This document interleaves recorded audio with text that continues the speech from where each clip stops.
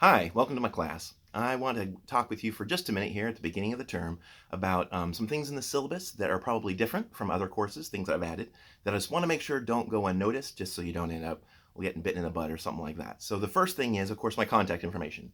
So in your syllabus and on Blackboard, you'll see my phone number and my email address. Feel free to use either one.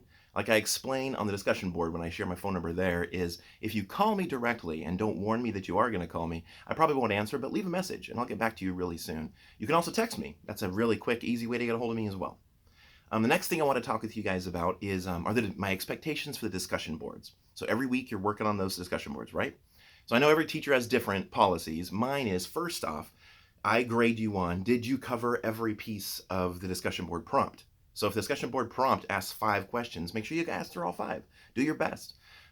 Also, make sure to answer those questions thoroughly, so do your best in that area too. And then you always need to, every week, have some type of reference from outside the class that you're sharing, and make sure that reference is shared in APA format, which gets you practicing APA format references, but also helps you to be more honest, keeps you on track, and helps the other students to find the information if they want to, for sort of their own research or papers or whatever they're doing. Second thing I want to talk to you about is my when you reply to people on the discussion board. I just fumbled all over with that. So the second thing I want to talk about is replying to people. So I expect you to have at least 2. If you do more than 2, then you'll probably get full points. If you ever want to get full points, you should definitely do more than 2, and those should be thorough responses, right? If they're responses that could be applied to anything, there's always some students who do that, those don't get you any points at all. So it's better just to slack off and not even do the work. So make sure that whatever you're commenting, and sometimes it's tough, right? In some classes, you're like, I don't know what to say. Just do your best. Engage in some way. Hopefully the prompts are engaging. They're not always, but hopefully they are. And feel free to tangent and talk about your own life or whatever, but you need to make sure that you do have a thorough reply. And then also you're graded on whether or not you reply to all the questions you get. So good policy for that is come Sunday or Monday each week, you probably want to go back and double check and look at your initial post and see if you had any questions. There's often will be one from me. Sometimes there'll be one from other students. And if you leave those unanswered, that's a way to lose points too.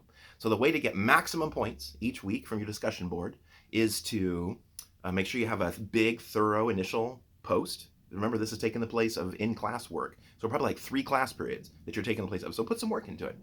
So your initial post with a citation to something, and then you want to answer all the questions you get, and you want to post at least twice to other people's stuff, and that's the way to get full points on my discussion boards. So do your best. If you have any questions, feel free to ask me or anything.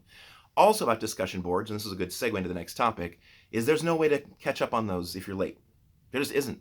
If you miss a week's discussion board, I mean, you have to be there, right? Nobody's going to go back and reread week 2 on week 5 and see your comments. So that's wasted time, and it ties into the late policy, which is every day that something is late, you lose 10% of your score, which means if something's 4 days late, you cannot pass it.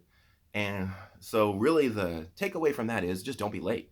If you are going to be, though, I have a very lenient extension of deadline policy if you talk to me before the deadline happens. And this one's a tricky one that a lot of students get hung up on. But basically it is, if you see yourself getting overwhelmed, email me, fire me off an email and say, hey, I don't think I can make this week. I'll probably give you some extra days. I very likely will, unless you have unless your excuse is that you're hungover or something dumb like that. But if you have a good enough reason, which doesn't really need to be all that great, I'm happy to extend those deadlines, right? That's great. The problem is if the deadline passes and then it was due Sunday and come Monday, you say, my kid's been sick all week. That's horrible. But this is the policy, and I'm telling it to you right now in this video to make sure you know. So it's fair for everybody, because people who get their work done on time should be rewarded, I believe. And that's how works and life's going to be. Once you get out of here, you need to get stuff done on time. So this is a great place to practice. Get your stuff done on time. And if you can't, talk to me ahead of time. I'll help you out. Make sense? The next thing I want to make sure I covered was makeup work. Yes, I offer none. There is no makeup work available. So I tell you this now, but come 9 weeks from now when the term is almost over and you're looking at your score and you're like, oh my God, I'm 5% away from passing. That's a sad story, and I hate it, but I don't offer anything. Because if I offered anything then, Then if you were me as a student, you just wait and do that, which is what I did with any of my teachers who gave me that chance. So I'm trying to help you guys get your stuff done and also to reward those students who get this stuff done on time. So let me tell you right up front, there is no makeup work. I don't have anything to give you. Sorry. If you can't make an assignment on time and you talk to me ahead of time, and there's all kinds of possibility for things in that scenario.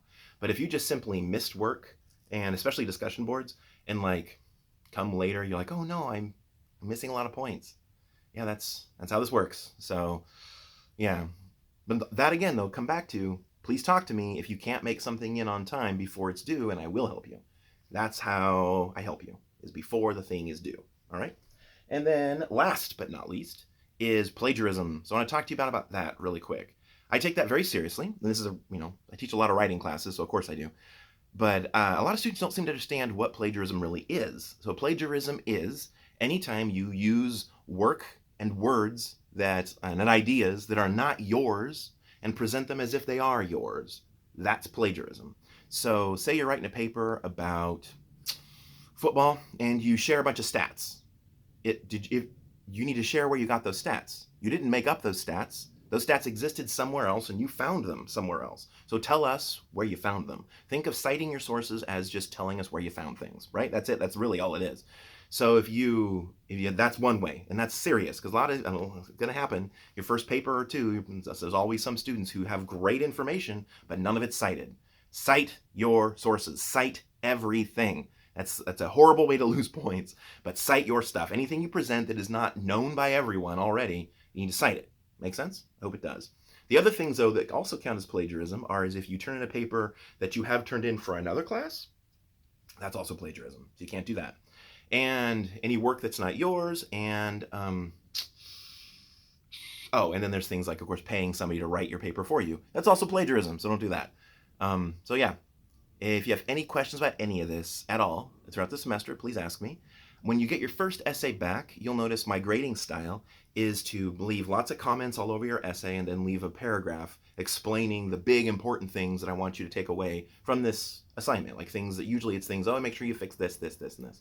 So when you get your papers back from me, if you don't know how to find that information, talk to me. If you're ever confused with Blackboard, talk to me. If you have any problems with anything, talk to me. I'm here. This is my job. This is what I do. So I'm here to help you. I grade hard. I do. Your essays will be graded hardly. I'm teaching English. That's ridiculous. But yeah, I'll grade your papers hard, and I have a pretty stern late policy and all that kind of stuff. But I'm here to help you succeed. We just need to succeed within the parameters and the framework of the class and the syllabus. And that's what this video is all about. It's help you understand my rules. So if you have any questions about these rules, about this term, about anything, please definitely reach out to me and let me know. And I will see you guys on the discussion board. And yeah, I'm excited to see your self-introduction assignments and to get to know you guys better. Have a good first week.